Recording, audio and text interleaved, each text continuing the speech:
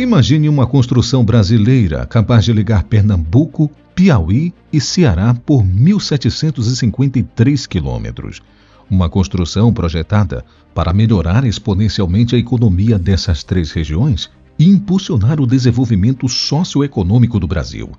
Estamos falando da Transnordestina, um projeto ferroviário que foi iniciado em 2006 e já foi investido bilhões de reais na sua construção, mas ainda não foi concluído, porque ao longo dos anos enfrentou diversos desafios que resultou em várias paralisações prolongadas. Mas agora, esse projeto promete retomar com força total, com uma ferrovia que tem potencial de reduzir significativamente os custos logísticos e oferecer uma solução robusta para o escoamento de produtos agrícolas e minerais. Esse projeto não é apenas uma via de transporte, mas um impulso decisivo para o desenvolvimento regional e nacional. Nesse vídeo, vamos entender como surgiu esse megaprojeto, por que ele foi paralisado e quando ele será concluído. Esse é o Construction Time. Eu sou o Luciano Guimarães e neste vídeo você vai entender sobre a maior obra linear em execução no Brasil. A Ferrovia Transnordestina é projetada para atravessar 3 estados no Nordeste brasileiro: Pernambuco, Ceará e Piauí. Com uma extensão total de 1.753 quilômetros, desse total, 1.209 quilômetros correspondem à linha férrea entre o Piauí e o Ceará. Essa obra monumental busca conectar a cidade de Eliseu Martins, no Piauí, ao Porto de Pecém, no Ceará, e ao Porto de Suape, em Pernambuco, criando um elo fundamental entre as regiões produtoras do interior nordestino e os grandes centros de exportação. Atualmente, o Porto de Suape movimenta cerca de 23 milhões de toneladas de carga por ano, enquanto o Porto de Pecém movimenta aproximadamente 17 milhões de toneladas. Mas com a Transnordestina concluída, será possível expandir significativamente essa capacidade, permitindo um acréscimo no volume de cargas movimentadas, sendo possível até mesmo dobrar esses valores quando a ferrovia estiver completamente operacional. Isso representará um aumento substancial na eficiência logística, impulsionando as exportações de produtos agrícolas, como grãos, açúcar e minerais, como ferro e gesso. Dessa forma, fica nítido que a importância dessas conexões vai além do simples escoamento de produtos, pois os portos de Suape e Pecém são estratégicos para o comércio exterior, funcionando como portas de entrada e saída de mercadorias.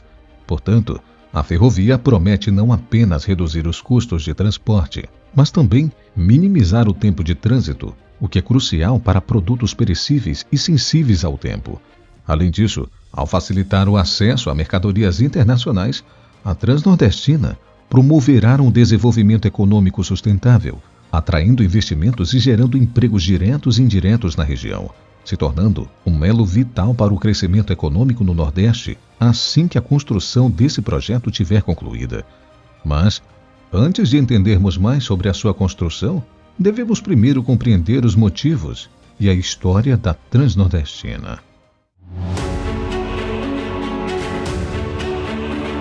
A Ferrovia Transnordestina, conhecida como a EF-232 e EF-116, é um ambicioso projeto de infraestrutura ferroviária destinado a transformar a logística de transporte no Nordeste do Brasil.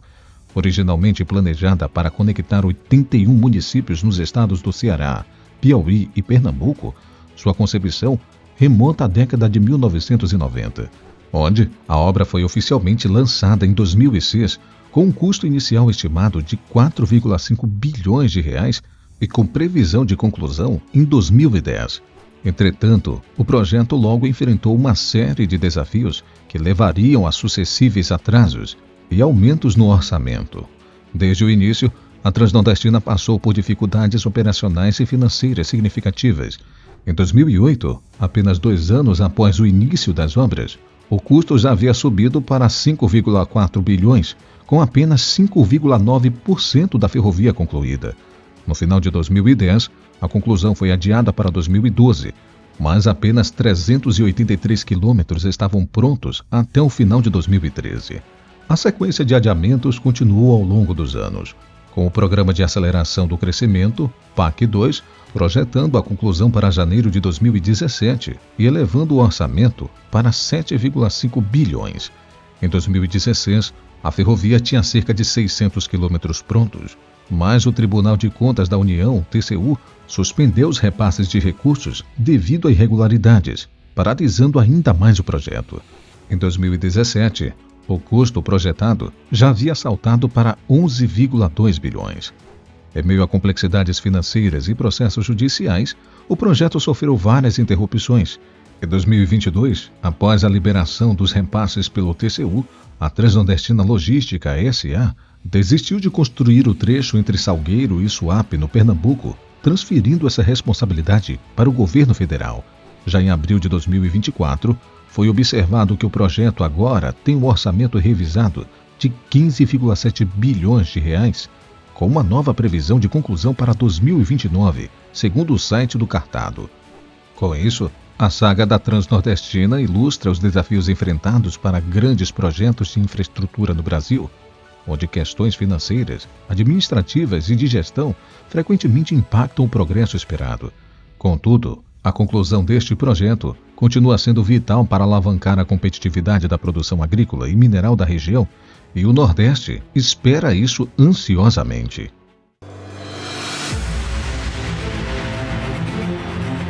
A construção da ferrovia transnordestina teve início em Eliseu Martins, no Piauí, e em Missão Velha, no Ceará.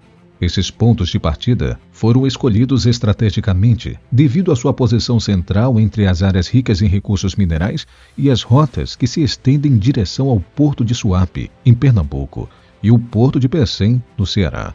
Desde então, o projeto começou a desdobrar-se sobre as vastas paisagens do Nordeste, enfrentando terrenos desafiadores que incluem sertões áridos e áreas de densa vegetação. Para superar esses obstáculos, a construção do projeto foi dividida em 3 fases, sendo a primeira fase com 1.040 quilômetros, a segunda fase com 166 quilômetros e a terceira com 547 quilômetros, totalizando 1.753 quilômetros de ferrovias, que segue uma metodologia meticulosa, começando com a estabilização do solo, um passo crucial para garantir que a infraestrutura possa suportar o peso e a vibração dos trens de carga pesados que por ali passarão. Nesta fase, é comum a utilização de máquinas de compactação e nivelamento de solo, que preparam o terreno para receber os dormentes, que são peças retangulares colocadas transversalmente à via férrea, que servem de base para os trilhos. Um ponto de destaque na construção é o uso de uma máquina conhecida como pórtico, ou lançador de trilhos. Esta máquina automatizada é responsável por posicionar os dormentes e alinhá-los sobre o solo já nivelado. Após o posicionamento, os trabalhadores colocam um coxim de trilho, ou popularmente conhecido como sapata, que possui a função de reduzir a tensão entre os trilhos e a vibração. De forma mais simples, eles servem para amortecer os impactos do trilho com os dormentes e prevenir a sua estrutura. Após a colocação dos dormentes e 2 coxins de trilho, outra máquina é responsável por alinhar as linhas férreas sobre os dormentes. Dessa forma, a tecnologia não apenas acelera o processo de colocação dos trilhos, mas também assegura um alinhamento perfeito, crucial para a segurança e eficiência do transporte ferroviário. À medida que a ferrovia avança em direção aos portos, a instalação de trilhos se torna um processo contínuo e dinâmico. Os trilhos são primeiramente soldados em segmentos longos, o que minimiza as emendas e garante uma viagem mais suave para os trens. Uma curiosidade interessante é o uso de soldagem termite, ou soldagem aluminotérmica, para unir seções de trilhos. Este método emprega uma reação química que funde os trilhos de forma permanente, criando uma linha contínua que é tanto forte quanto durável. Ao longo do trajeto, a construção da Transnordestina enfrenta a tarefa de cruzar rios e vales, o que requer a edificação de pontes e viadutos. A engenharia dessas estruturas envolve cálculos precisos e o uso de matérias resistentes, capazes de suportar tanto o peso de trens quanto as condições climáticas adversas da região. Até agora, nenhum trem iniciou operações completas ao longo da ferrovia, dado que muitos trechos ainda estão em fase de finalização. No entanto, segmentos já construídos são periodicamente testados com locomotivas para assegurar que os trilhos e a infraestrutura estejam em conformidade com os padrões de segurança exigidos. A expectativa é que a conclusão dos segmentos principais e a entrada em operação dos trens, a Ferrovia Transnordestina se torne um eixo vital para o transporte de cargas no Brasil, promovendo não apenas a eficiência logística, mas também um impulso significativo ao desenvolvimento econômico do Nordeste. Segundo a CCN Brasil, a obra está em 63% concluída e promete ser entregue até 2029. Sendo assim, só nos resta aguardar que nenhum contratempo surja para atrasar a conclusão das obras. E se você acredita que ela será finalizada em 2029, deixe aqui nos comentários.